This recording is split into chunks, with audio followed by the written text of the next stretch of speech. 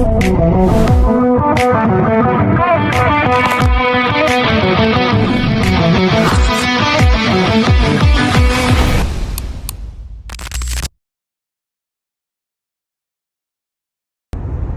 going on, everybody? September 9th, and what another great evening to be up in the tree trying to get a nice whitetail under our belt quickly out of state here. But I'm heading up to Maine again. Had a few things to do today. One of my favorite things is taking the kids to school with my wife, and I just love doing that. And my pup Mace, he used to love doing that as well. He loved the car, so it always makes me think of him. But then I had to go to Cabela's, shot the bow a bit, sold a couple water feather boats to a couple great guys down in Nantucket off the Cape. And here we are. We are going back up to Maine, and I'm going to actually be sitting in the same spot. Tonight feels like a really good night to bust out the Patriot Assault stand from Lone Wolf. And it just feels good. It feels good. We're going to be going to the same spot we were last night. Just the active sign was unbelievable. Just fresh open scrapes, fresh scat everywhere, acorns everywhere. The runs were phenomenal. It just looked really good as we were walking around and scouting before we hunted. So we're out to make memories and have fun, and I'll see you guys once we get there. First thing we do when we get to a spot is we take our good luck buck that Becca gave us and we give it a kiss. Then we put it right back up there. And now we're ready to rock. We are here. I'm gonna get all my stuff situated in the back.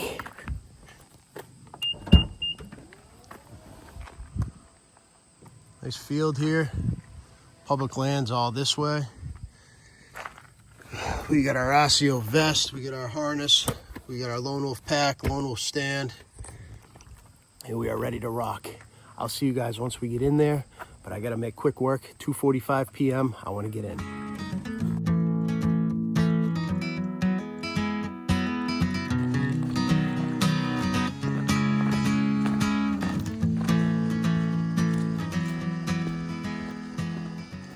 So I'm talking about the boys of Maine. Everyone's nice. Everyone's nice up here. A lot better than back home in Mass. That's where I'm from, Massachusetts. But say hi to everybody. Hi. All right. You guys have a good night, all right? You too. I gotta say, I've ran into quite a few people walking on the trails here on this piece of public land, and they've all been super nice. Everyone up here in Maine has been really, really good and nice. And nice to hunters, and that's pretty different compared to back home in Massachusetts, where everyone's anti. They don't like hunters. They hate seeing you in camo. You know, you walk down the street here in camo, everyone's welcoming. Good luck, they say. That's what I love. One day, I'll probably move north, me and the wife, once our kids are older. But man, I love it up here. It's peaceful. Temps feel perfect tonight.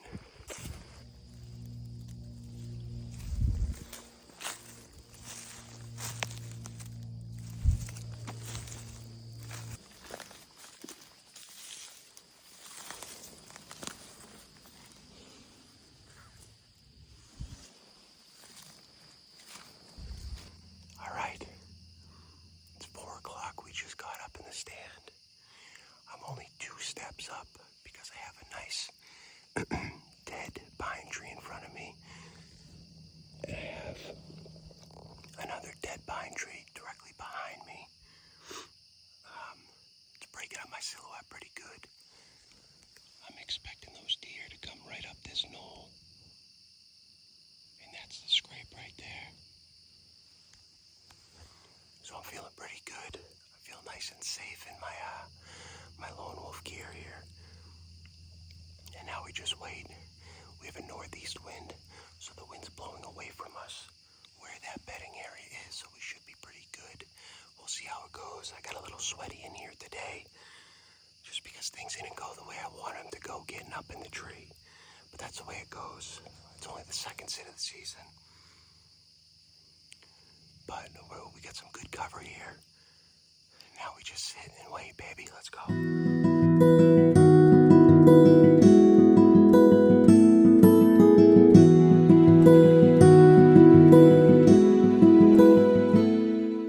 5 o'clock right now. Having haven't seen anything except a hawk. Was right up in front of me, looking for dinner for the night.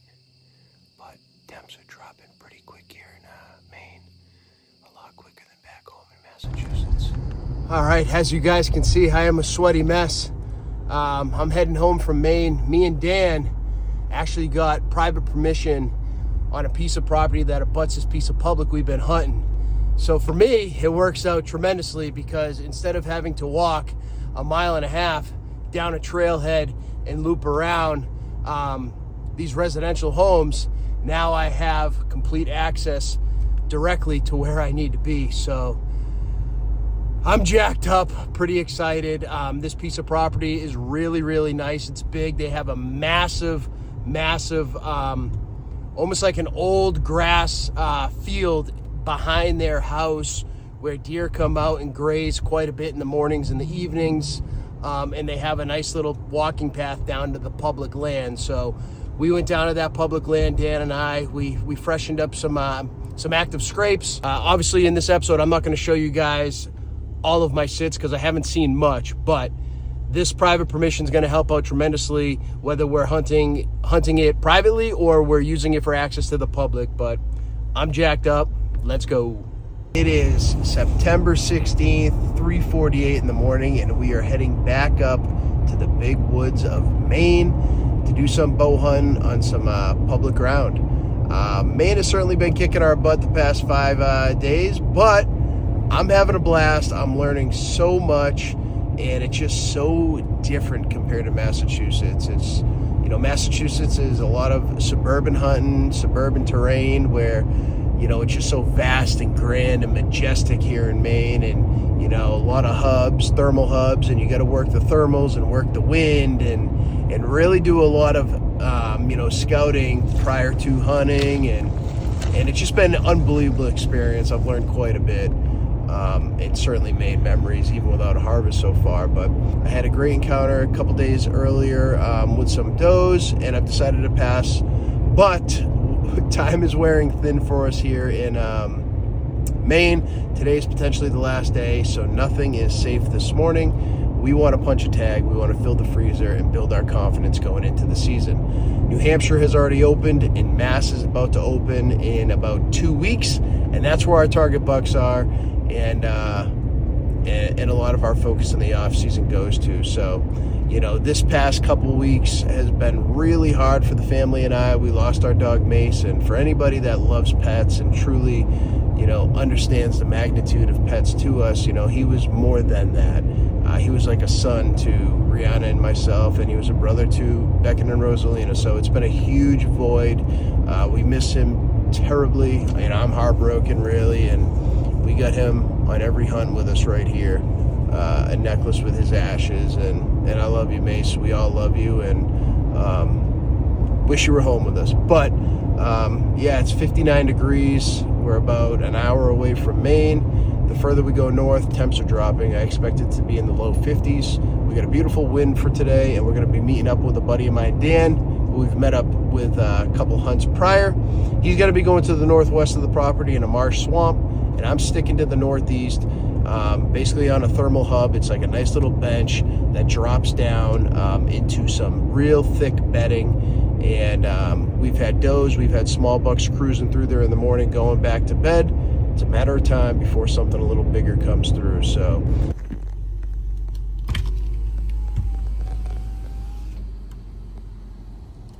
you got to go a little bit more down the road. You got to go a little bit more down the road, honey. All right, Dan is here.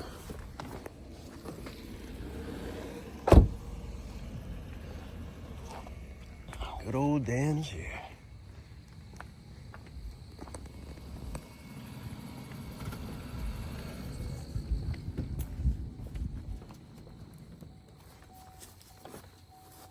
You ready to get it done today or what? Buddy. Are you ready to get it done, brother? We're doing it.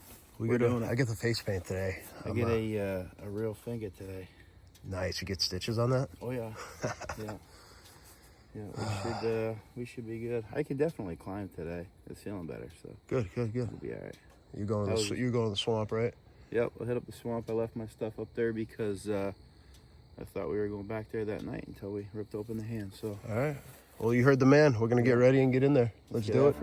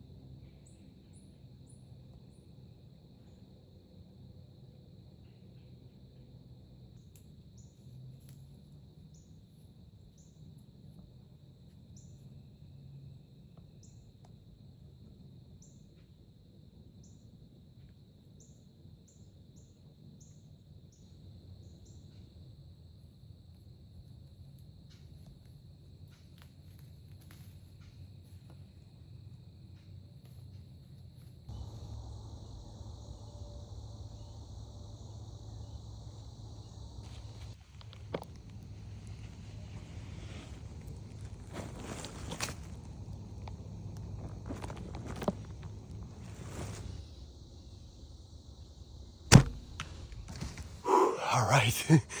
Well, it's I don't know, it's 8:45 in the morning, and me and Dan, we're texting each other. He got down out of his set, I get down out of my set, and I'm just walking up over here. I'm walking through all the hardwoods here to come back to this piece of private that we actually have permission to hunt, and we also have permission to access the public from this piece of property. So as I'm walking up, I see a bunch of big gobblers and whatnot. So I just, I'm just watching them and whatnot, and I'm videoing them. And then all of a sudden, I see right here a nice big doe. So I ranged her at 37 yards, and I had to grab my thumb release. I had to knock an arrow. I put my phone on the stabilizer mount, which you're gonna see, you're gonna hear the shot hit her, but you're not gonna see the shot because I dropped the bow after I shot. I was kind of amazed. She was just staring there watching me like she wanted me to shoot her. So I hit her pretty good. Now we just got to find the arrow, look for some blood, and hopefully we can recover this deer. I know Dan needs some meat for his freezer and whatnot, so we're gonna tag her, and then I'm gonna donate the meat to Dan and get him some good loins, baby. But let's try to find that arrow.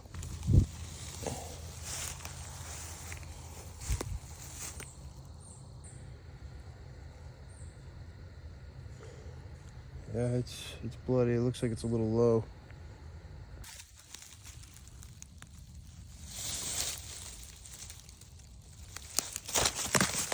All the way down here.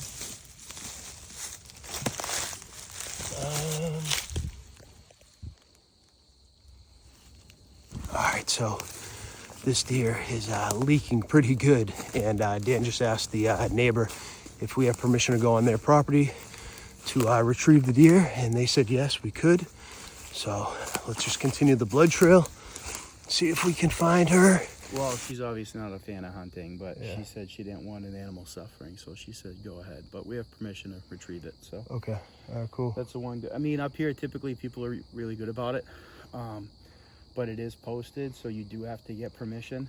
And if someone gives you a hard time or someone just doesn't want you on their property, just call the wardens, and they'll either make a phone call or come down, and they're pretty reasonable. So cool. All right, well, let's go find her. Yeah, you can see the trail from here.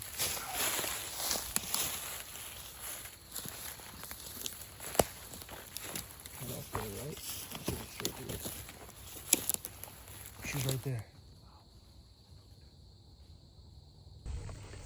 All right, so we got permission to go to the neighbor's yard, and we were able to successfully get a second shot in. It looked like a really good shot, and she ran into the swamp where we are just gonna let her be for right now. I don't want to push her anymore. I think that follow-up shot was pretty good. Looked like it was right behind that front right shoulder. Looking at the footage of it, it looked really good. So Hopefully she's dead in that swamp, but we're not going to take any chances. We're going to take our time, and then we're going to go in a little bit and hopefully retrieve her.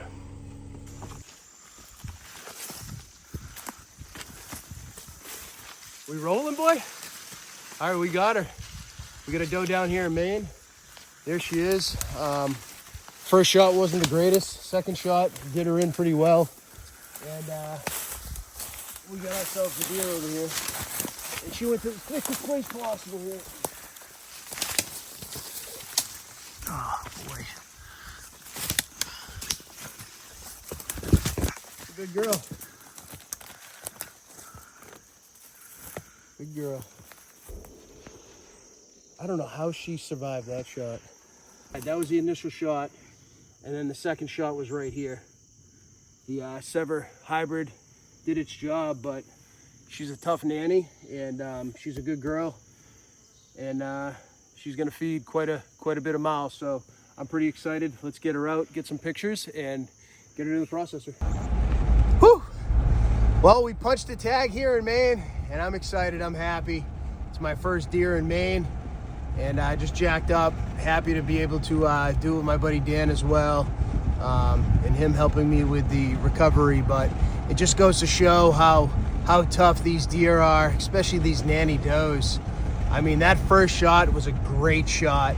So I thought it was a gut shot, but it ended up being a really good shot. It just didn't put her down and down for the count. So we did our due diligence, and we followed up with a second shot, gave her time to expire in the swamp, where she beds, where she calls home, and we're able to retrieve her. So we're heading to the processor now. We get some meat in the freezer, and now we're gearing up for Massachusetts. Let's go.